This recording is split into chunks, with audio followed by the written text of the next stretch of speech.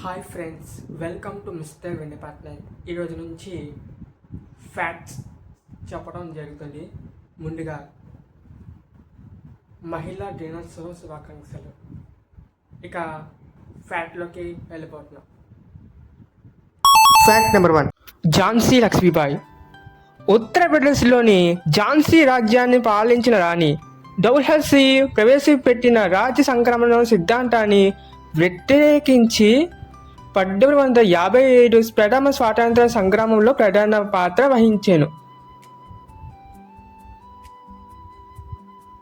Fact number 2.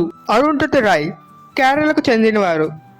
ఈమె రచించిన మొదటి నవల ద గాడ్ ఆఫ్ స్మాల్ థింగ్స్కు 1997లో బుక్కర్ బహుమతి లభించింది. ఈ అవార్డు పొందిన మొట్టమొదటి భారతీయ రాలిగా రికార్డుకు ఎక్కారు. సర్దార్ సరోవర్ డ్యామ్ నిర్మాణాన్ని వ్యతిరేకిస్తూ నర్మదా బచావో ఆందోళనను సమర్థిస్తూ ఈమె రాసిన ద గ్రేటర్ కామన్ గుడ్ పుస్తకం వివాదాస్పదమైనది. Fact number 3. లతా మంగేష్కర్ మధ్యప్రదేశ్లో సంగీతకారుల కుటుంబంలో జన్మించిన ఈమె 13 ఏళ్ల వయసులోనే మొదటి పాట పాడారు. సుమారు అర్ధ శతాబ్దం పాటు వేల కోలాది పాటలు పాడి భారతదేశపు మెలోడీ క్వీన్గా పేరు పొందారు. దాదా సాహెబ్ ఫాల్కే అవార్డు, NTR జాతీయ అవార్డుల పాటు ఎన్నో అవార్డులు లభించాయి. Fact number 4. దుర్గాబాయి దేశ్ముఖ్ ఈమె 1990 నుంచి 1981 వరకు ఆంధ్ర మహిళా సభా వ్యవస్థాపకులు పనిచేసేవారు. అంటే 1935 నాటికి పనిచేశారు. అయితే భారత స్వాతంత్ర సమరయోధురాలు, స్త్రీ జనాభ్యుద్ధులకై తన యావత్ జీవితాన్ని అంకితం చేసి సేవా మాటగా కొనియబడింది. Fact number 5. రాణి రుద్రమదేవి ఈమె 13వ శతాబ్దం చెందినవి. కాకతీయ సామ్రాజ్యానికి మహారాణి. అంటే 1262 నుంచి 1289 శౌర్య సాహసి వీర వనిత. అలాగే రుద్రమదేవి ఒక కుమారు ఉన్నారు. దానినే ప్రతాపరుద్రుడు కూడా పిలుస్తారు. Fact number 6. ఇందిరా గాంధీ భారతదేశానికి మొట్టమొదటి మహిళా ప్రధానమంత్రి మరియు భారతరత్న అవార్డును అనగా 1971లో పొందిన మొదటి మహిళ ఇందిరాగాంధీ.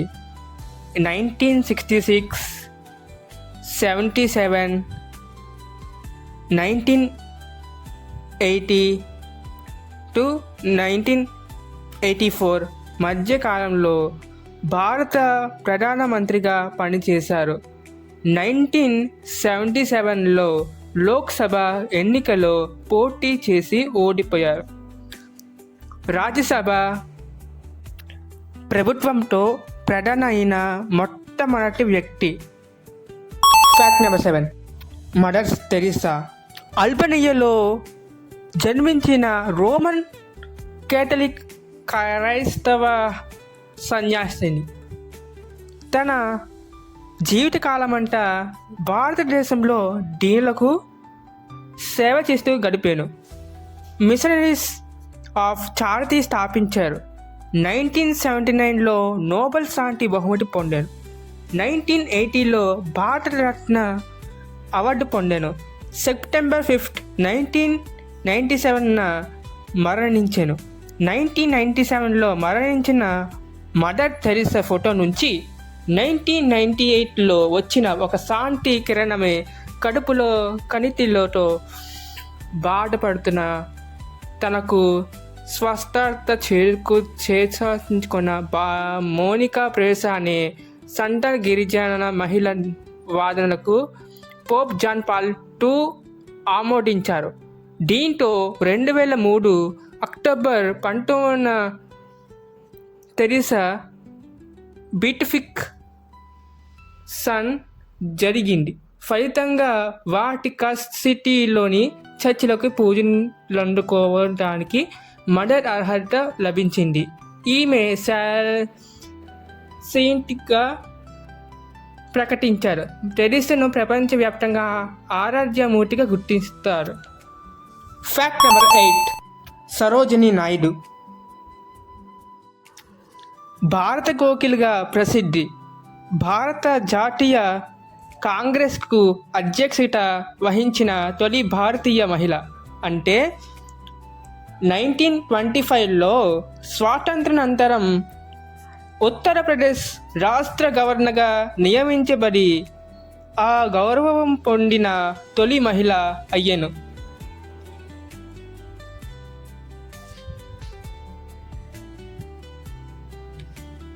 నిజంగా సరోజినీ నాయుడు ఎంత గ్రేటో. Fact number 9.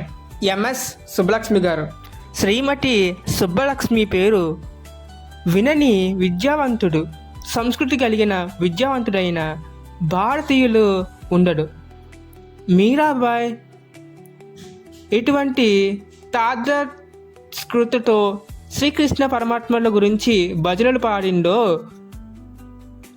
ఆ విధంగా సుబ్బలక్ష్మి గారు మరో మీరాయ అనిపించే విధంగా భజనలు పాటలు పాడి భారతీయులనే కాక ఇతర జాతీయులను కూడా ముగ్ధులను చేశారు.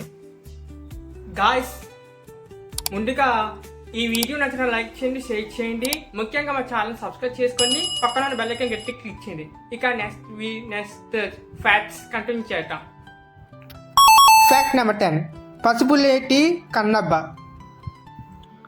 ఆమెకు వస్తే 1912 to 1964 సుప్రసిద్ధ రంగస్థల సినిమా నటి.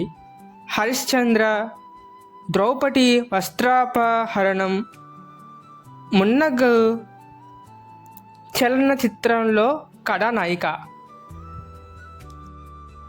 సో ఎవ్రీవన్, ఈ నాటి నుంచి ఫ్యాక్ట్స్ కంప్లీట్ అయిపోయింది. అలాగే నెక్స్ట్ వీడియో మళ్ళీ కలుద్దాం. Thanks for watching. Have a good day. ముఖ్యంగా హ్యాపీ ఉమెన్స్ డే. నిజంగా ఉమెన్స్ డే అయితే నిజంగా అదృష్టమైనది. ఎందుకంటే అమ్మని మిస్ అయిపోయాను. ఐ మిస్ యూ అమ్మ. And happy women's day. Love you all. Bye guys.